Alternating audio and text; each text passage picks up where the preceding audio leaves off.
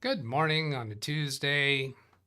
Here is today's thumbnail and title, Stupid AI, Not My Face, and Ask Me. We'll see if anybody asks me, then we'll get into that. And that, I did get that, and I Doug heard said, my voice. "Hey, is this thing on?" And SpeakerBot is confirmed. So there we go. February 4th, 2024. If you came to this video because you saw a different thumbnail or a different title than what I just showed, that would be because I changed the thumbnail and title to reflect whatever we wind up talking about today, if I think it would attract additional views by changing the thumbnail and the title. So, and if that's the case, then go look in the description. You may find some additional information to get you right to that part of the video. There we go. And I'll go say hello to people in chat. Is this the right chat? Yeah, there's just more there than what I thought, than what I saw previously. All right, that's a good thing. Let's see. So again, yeah, I get to see the top one before I zoom in. John Williams, first again. Says great trailer. That was songs of the whatever, 80s, I think. Did I put that into? Yeah, I think I've got that correct in the description.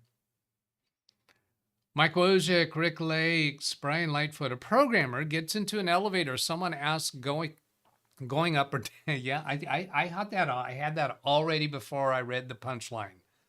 The answer is yes. I'm going up or down. Yeah, now I was onto that one before I even saw it.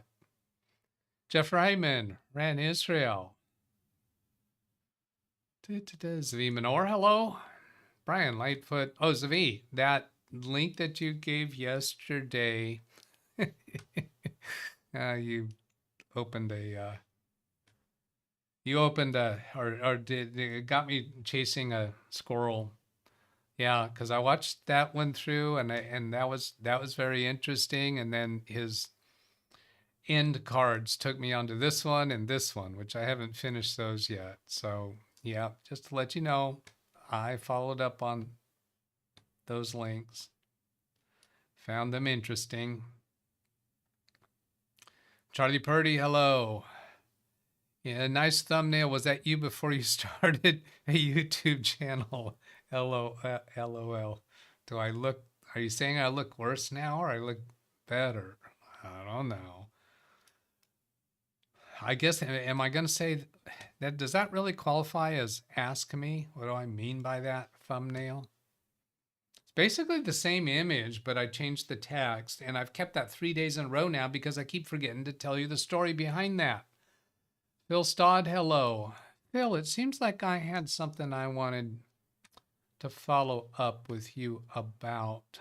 Looking to see if I can find that.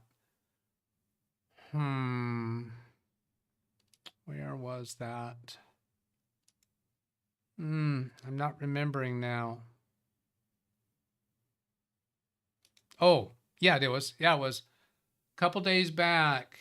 You suggested I try reaching out to Matt Brown when I was saying that I was interested in offering to a hacker YouTuber to try hacking me. And you suggested Matt Brown, and I went and checked him out, and I've seen him before and actually considered him before, but no, because he focuses on IoT, not really hacking through the internet into somebody's computer. So I think if I'm going to pitch that idea to somebody, it would need to be somebody else. And I'm not a regular watcher of his content, but I have seen it. But he does focus on breaking into devices. And the one I saw, he physically had a router in his possession. So I don't think that's really quite what I'm looking for. So I just wanted to respond to you about that.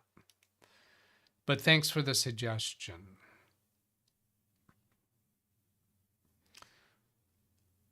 Selden Ball, Rick Lake, Ski Man, John Downey, Chris Garrett, Alice, Sean Gallagher. Chris Garrett, you are a Doug, not a dog. Why are you chasing squirrels? Once I get a point system in place, you might lose a point for that. Brian Lightfoot, shouldn't the title of this video be Doug and Friends instead of Doug and Friends? Doug and Friends, unless you have only one friend asking for a friend. Let's see, did I use the apostrophe incorrectly? Doug and Friends. No, I meant to do the apostrophe because it's possessive. It's Doug and his friends PC Helpdesk. The PC Helpdesk belongs to them, but maybe then it should be FRIENDS apostrophe because it's plural friends and possessive. Doug and friends PC Helpdesk, just the without a possessive, it still works. Yeah, I think you're right. I think you're right. Should we do the right thing and fix it? Oh, we got to talk about Adam Savage too. Just that easy. Yes, if that was one of the packages I got today. Oh, it says your 64 DDR is in the lobby. Oh, okay. I guess maybe Sean sent something to Rick.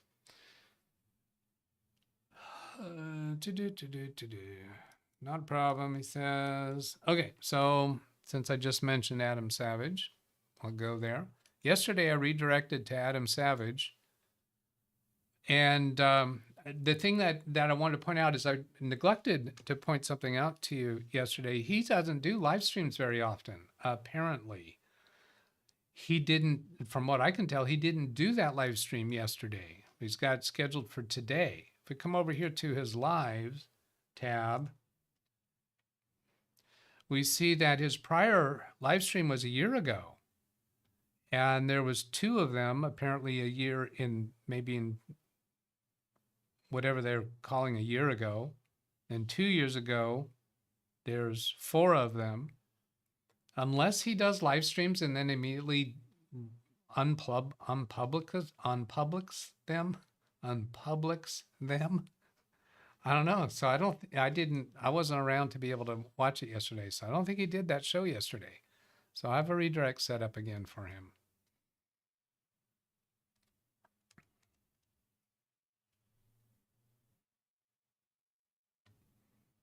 Yeah, okay. I think you're right about that. Nobody really asked about what I meant by that thumbnail, this thumbnail. Stupid AI, not my face, ask me. I think some of you are aware that I've been using this Pixels AI for thumbnails lately. So here's when I asked it to give me a title or a thumbnail for this video. This is all I'd asked. This is all I had asked for. Oh, Selvin says he does unpublish his live streams, then later publishes excerpts. And yeah, this live stream, that live stream is scheduled for today, February 4th. Yeah, I know it's scheduled for today. It was scheduled for yesterday. I don't know that he actually did one yesterday, unless he unpublished it. That sounds vaguely familiar to me. But anyway, I asked Pixels. I just put in this title. I didn't say, give me a thumbnail for. I just put in, here's the title. And this is what it gave me. And then I clicked the face swap option right here. When I float over that, give the face swap option. It asked for a picture, so I did it. So there's the original, and here's what it thinks looks like me. Okay, a little bit less of a beard. Still has a little bit thinner glasses. And the picture, but it changed the hair a little bit. There's a little bit of change you can see in the forehead, a little bit of change in the lines in the cheeks. And this is the photo that I gave it to work with. So I can see actually a little bit in the cheek right there. Maybe the ear's a little bit closer, but I thought, you know what, that's not very convincing to me. Doug, why did you bother telling us about that? I don't know. I guess I just need to ding AI capabilities now and then because I'm also kind of promoting AI from time to time. If I remember high school grammar 50 years, it should be friends with apostrophe at the end. All right. Do you follow cyber CPU videos? I don't know that I could say I follow them, but I watch them from time to time. I'm not very regular with anybody's videos other than Kerry Holzman and Ken Stout. All right, let's get on to Subjectamundos. What?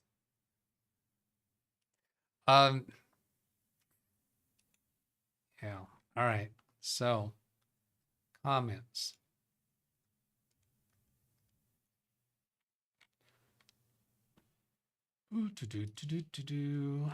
Paste.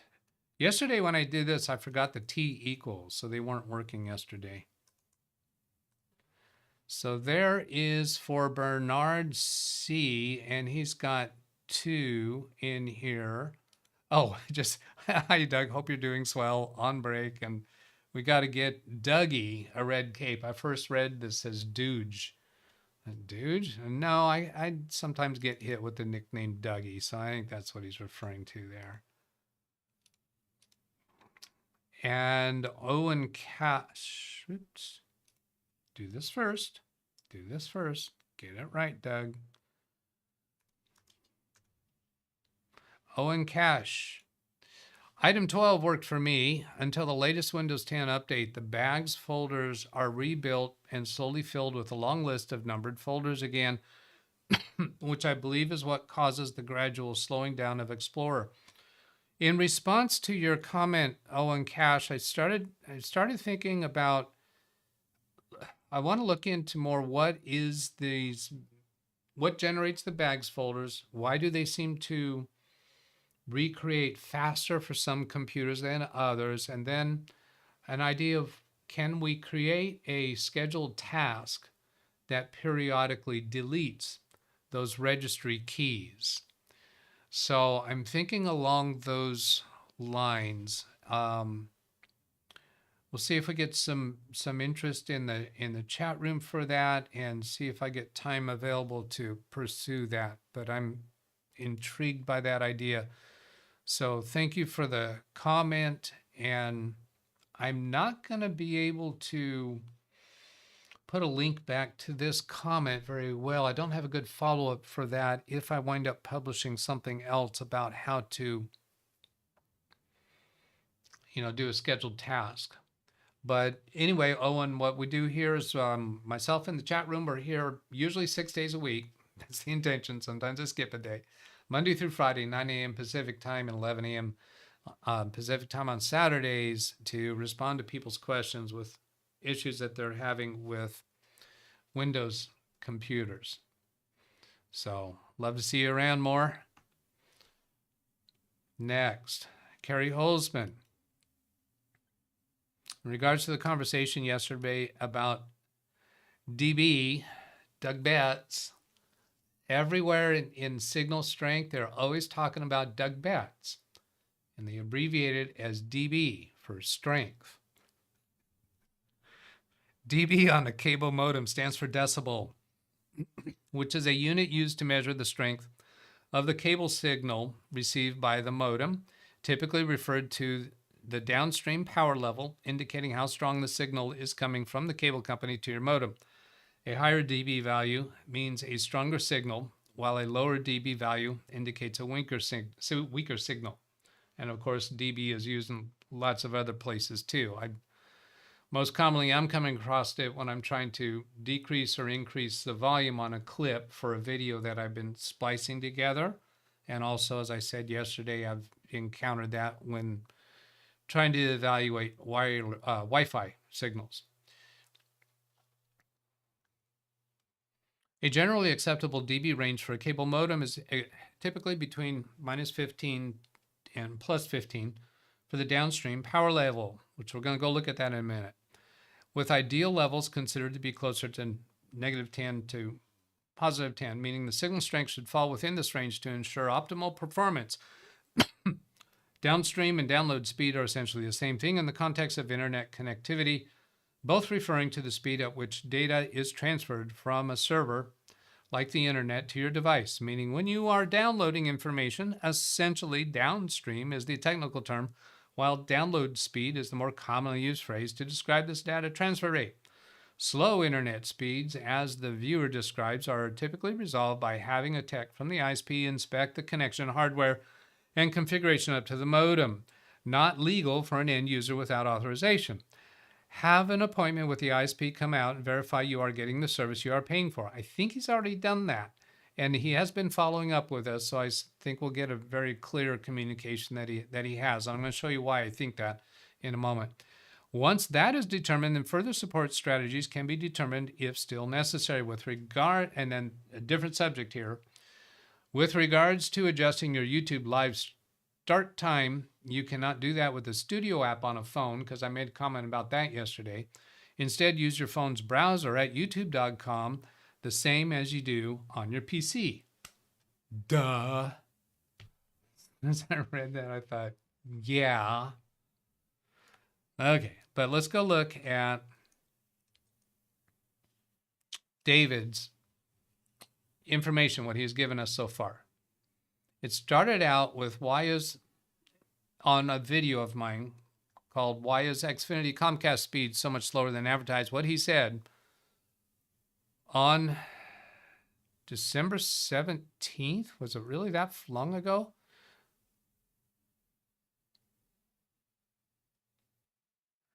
Really? No, his comment was January 30th. Oh, he was on January 30th. He says on December 17th, my speeds went from 980 down to 20 up. Of course, these are all megabits per second, to 500 down and 40 up. I showed the tech. That right there, how do you show a tech if they are not there in person? That's why I think he's already had a person come out. I showed the tech when the problem started. So he showed evidence that the problem started on December 17th. And he saw all the test results. So David had performed a number of tests since then, I suppose. Maybe before then as well. I'm supposed to be getting 2 gigabit speeds down when I hook up my laptop with a 2.5 gigabit Ethernet and couldn't get over 300. I'm supposed to be getting 2 gig speeds down, and when I hook up my laptop with 2.5 Ethernet, I couldn't get over 300. Xfinity swears everything is great. Little unclear whether he's had a technician come out and actually measure things, but I think what he's saying there is that their tech has been on site and says everything is fine up to the modem. So David, I'm looking for confirmation for that. Now, before I forget again, I made comment yesterday that David did send me an email saying, figured we can continue this via email. That way you can get screenshots.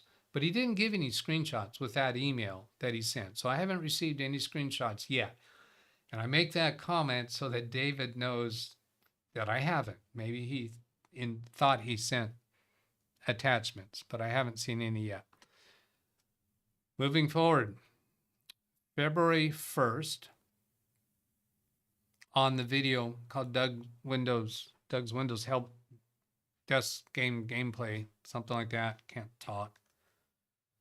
I think that was on Saturday. I do network turnups all day long and have run through all the troubleshooting issues that would apply. I removed my Cat 6 cable from my 1 gig switch, plugged it into port 4 of the new B7 gateway, used a Uni 2.5 USB Ethernet adapter on USB 3.1. Some of you recognize that. I read this yesterday from the comments, but I've just collected this all together on OneNote so that we can keep track of this issue over a longer period of time.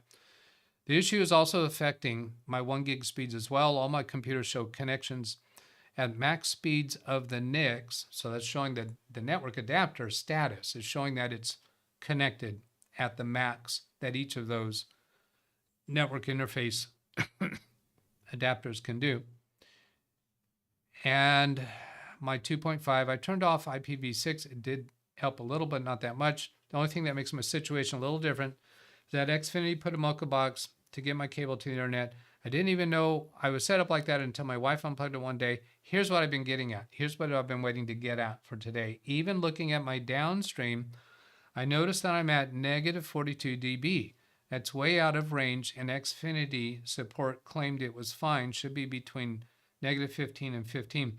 I want to know, David, where are you getting that from? And I want to point out, I have my router.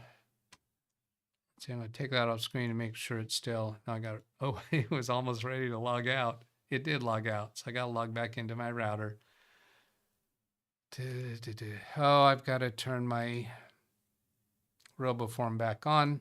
To do that, I turn it off before showtime so I don't accidentally expose information that shouldn't ought to be exposed. Waiting. There it is. Okay, then go into the right place of what I want to show here. I'm not showing all the menu steps to get to this because I don't want to expose my WAN IP address and some other stuff. So here I'm getting down into this section 4. It's in the section called Gateway Connection Xfinity Network. I'm thinking this is where he's read chat, please. Getting this from. I'll come back to that in a little bit. I'm going to stick on this right now, Gary. Downstream, when he said that number that he's getting, negative 42, I wondered, are you looking at the signal to noise ratio? Because those are in that range. These are not negative numbers. But as I understand it, the number that we actually need to be expecting between 10 or 15 either side of the zero is the downstream power level. So I'd love it if you give us a screenshot of this screen. Not that we won't take your word for it if you say, yes, the power level is the number I'm looking at, but by publishing on my YouTube videos, by publishing your numbers that show that 40 some odd number is your negative 40 is your power level, right? Is that what it was? Yeah, negative 42. We're documenting it for the world to see. Yeah, and if you are looking at the SNR levels, then we want to know what is this downstream level. Now, that doesn't mean, that's not denying that you have a problem. That's just saying that perhaps this isn't the source of the problem. So, David, I'm going to have to go reply on some other comment from David to give him a timestamp to this part of today's show. Then, let's see, this is just some other stuff I'm pasted in here about these terms and stuff. I'm not going to read through all that. Now let's go see what Gary was trying to talk about. To correct, carry, or add to his comment, virtually all cable that pass read data, chat, please. That pass data or electronic current have some noise, which is measured in decibels, which is logarithmic, means 20 dB is 10 times higher than 10 dB. That sounds vaguely familiar. And you're mentioning the noise. So is that this signal to noise ratio? Because that's different than the power level dB value, as I'm understanding it. And this most recent read chat, checking with Wi-Fi Analyzer app you can download to your iPhone. I already have one. I think I probably have that one. I have a few of them. Wi-Fi Network Analyzer. I don't spend much time with it because that's just not something, that's not a need I run across much. Red chat, please. That sounded so fatigued. Let's see. I'm going to try this. Open Wi-Fi Analyzer.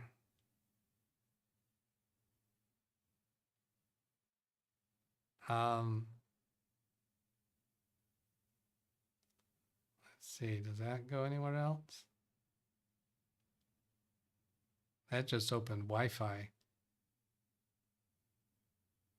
Anyway, yeah, I'm not needing that right now, and that's not the issue that David is having.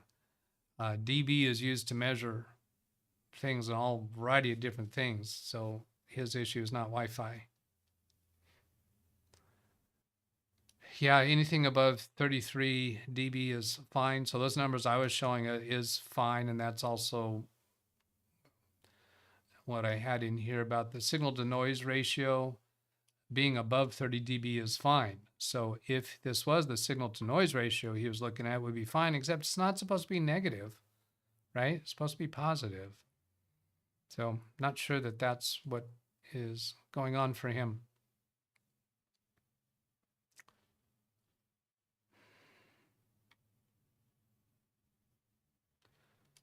In the 70s, when I got my EECS, I had a whole textbook on noise and electronics.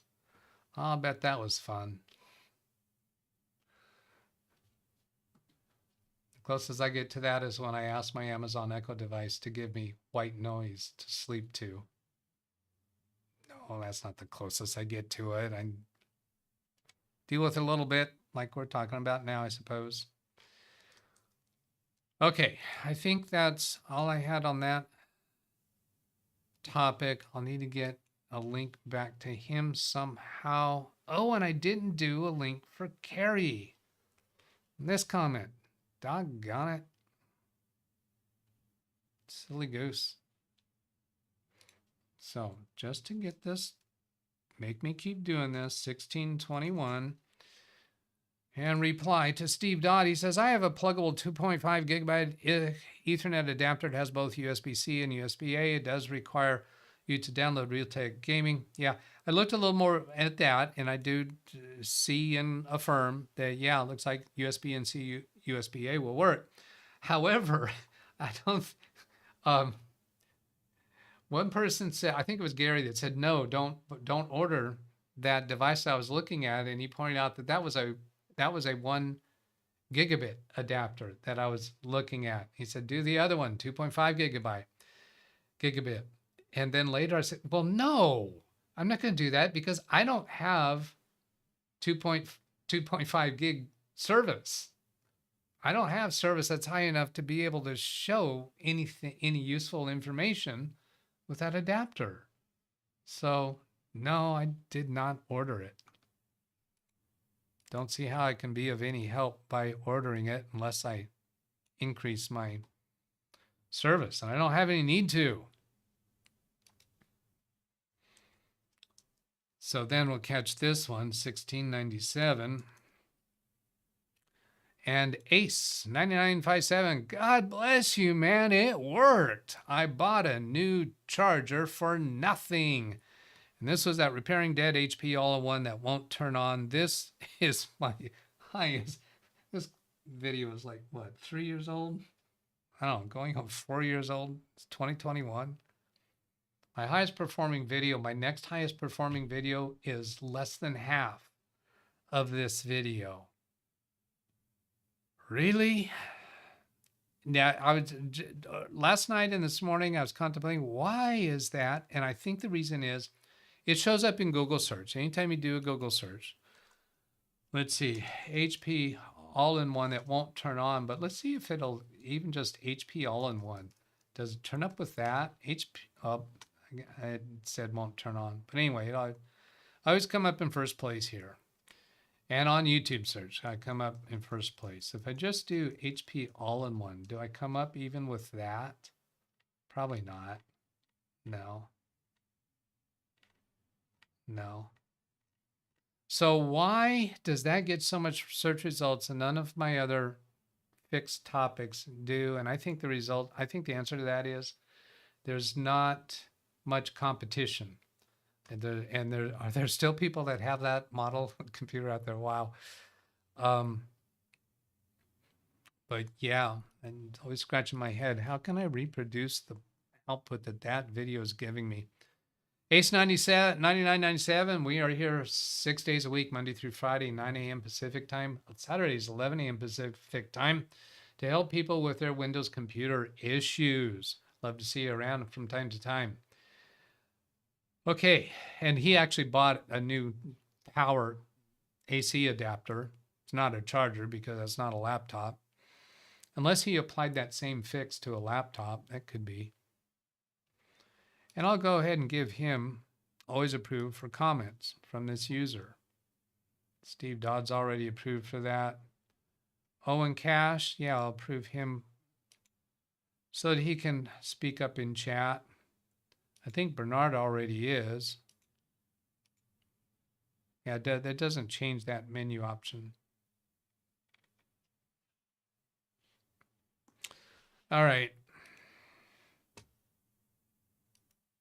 It is half an hour. I'll go try to pick up what I've missed in chat.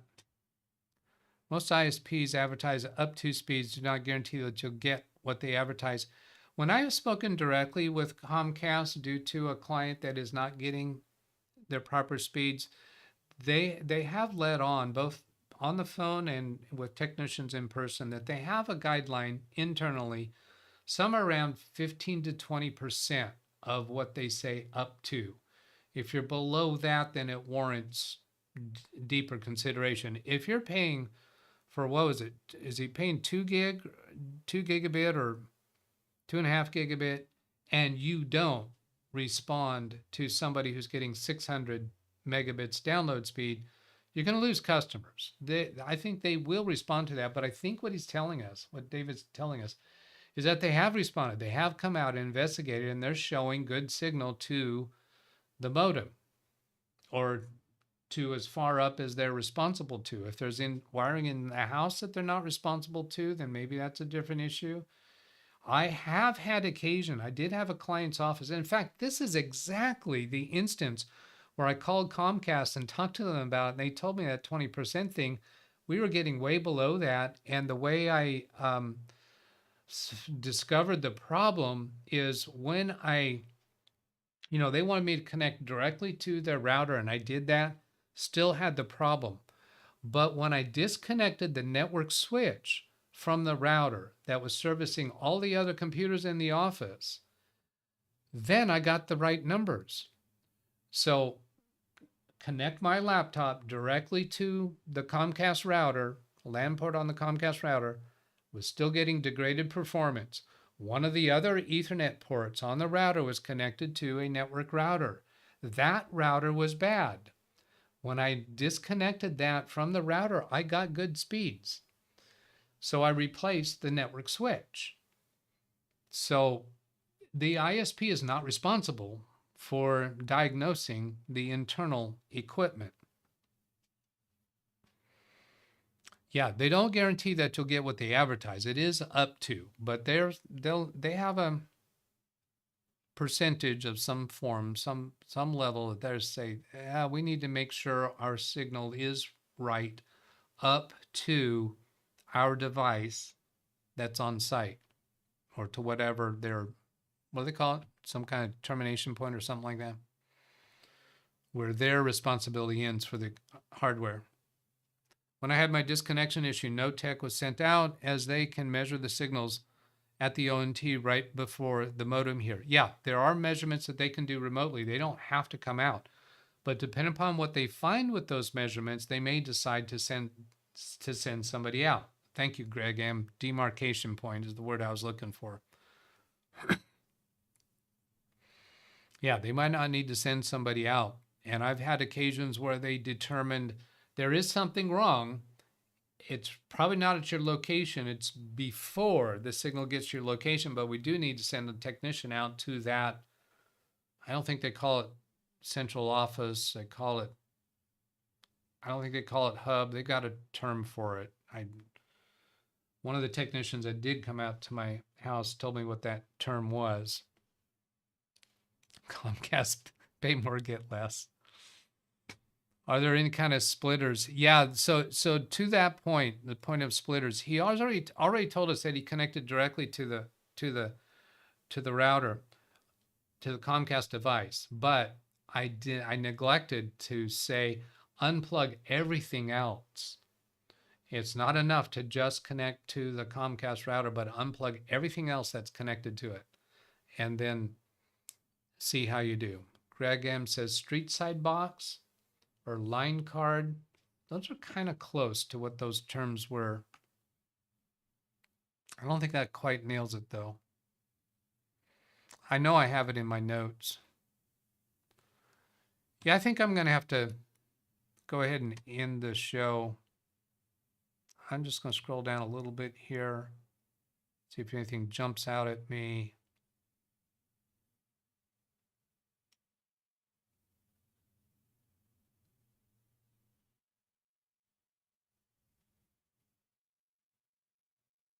I have heard people report that they get higher than what the plan is that they have selected. I sent you this to the software where you can see the dB with the minus sign. Oh, I've seen minus signs. That's not a, yeah, I've seen the minus signs, but it's just, in fact, it's there on my router, isn't it? Didn't I just show? Didn't mine have some minus signs? Oh, it jumped away on me again. Where are you? Where are you? Where are you? No, this one. Do I have to authenticate again?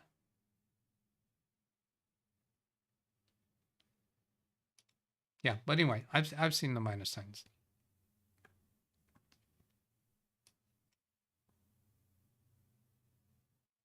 Well, yeah, he might be fiber up to the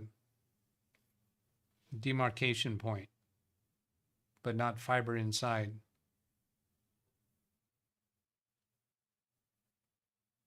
He hasn't actually come out and said that, I don't think.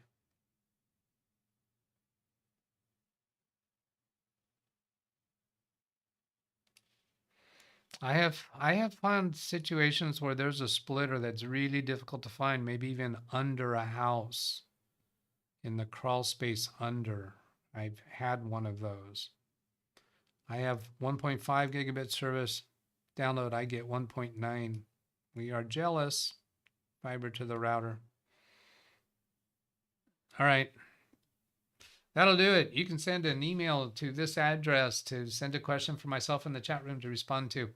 You can put a comment on any of my videos and you can ask a question in the chat room. Have a great, awesome Tuesday, everybody. Catch you later. Goodbye.